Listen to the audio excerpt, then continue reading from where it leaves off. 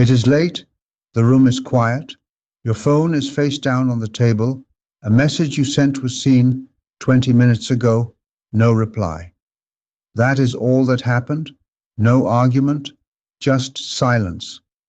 But inside your mind, something has already started to move. Maybe I said the wrong thing. Maybe they're upset.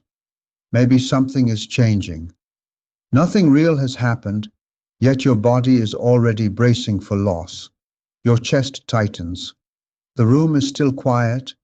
Your mind is not. So the real question isn't, why am I so negative? It's, why does the brain run toward the dark before it knows the truth? The brain doesn't wait for the full picture. It leans toward whatever might be a threat. That's why one unanswered message can feel louder than your whole day. You worked, you ate, you laughed once, you were fine. But at night, the mind doesn't replay the calm parts.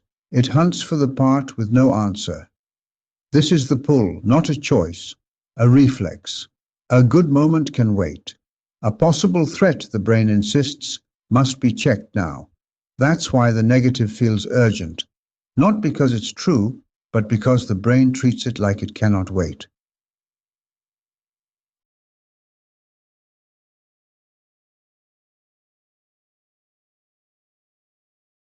This reaction didn't begin with your phone. It began long before phones, long before words.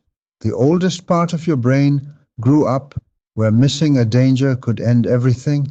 Miss a flower and nothing happens. Miss a snake and you might not survive. So it learned a harsh rule. Better to fear a danger that isn't there than to miss one that is. That rule kept our ancestors alive, but the same alarm now fires at modern shadows. A short reply, a colder tone. The old brain can't tell context from threat. It only knows uncertainty. So it decided, see the danger first. Peace can wait. Inside your mind stands a watchman, at the edge of the dark holding a lantern. He isn't your enemy. He's the part of you that learned to look ahead, built to search. He raises the light, he checks the silence, the face you remember, the message, the feeling in your chest. Again and again, because he believes that if he keeps looking, he can keep you safe. But here's the problem. Whatever his lantern lands on starts to feel important. Even a small thought, even a shadow, even a maybe, the more he shines the light, the more your mind insists, this must matter.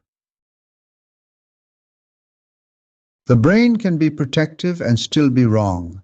A silence becomes rejection, a delay becomes danger, a small mistake becomes proof that you failed.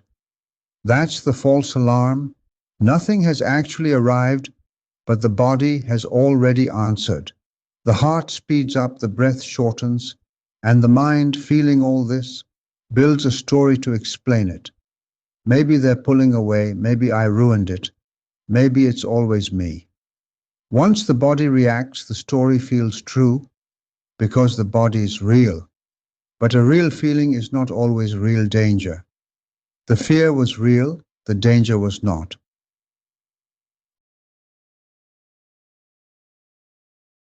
A thought grows when attention keeps feeding it. It started as one unanswered message, then a question, then a theory, then a whole story. You replay the conversation, you check the time, you picture their face, you tell yourself you're solving it. But solving quietly becomes circling. The longer you circle, the bigger it gets.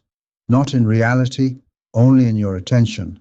And whatever holds your attention starts to feel like the truth. This is why overthinking feels useful at first. It feels like protection. But past a point, it stops guarding you and starts feeding the fear. Attention is food. Healing doesn't start by forcing positivity. It begins with a second look. The first look is automatic. Something is wrong. The second look is slower. It asks, is this danger or only uncertainty? Is this a fact or a fear? The watchman doesn't destroy the dark. He lowers the lantern a little and lets the thought stay small. Then he looks beside it, the room, his own breath, this moment where nothing has actually happened yet. That pause isn't weakness, it's training. The brain may notice the negative first, but it doesn't have to stay there. A warning is not a command. A thought is not a truth. So the next time your mind races toward the worst, don't hate it. It may be trying to protect you, but protection is not always the truth. Take the second look, let the dark stay small, and if this helped you understand your mind a little better, stay with ODDROOT. The next route is already waiting.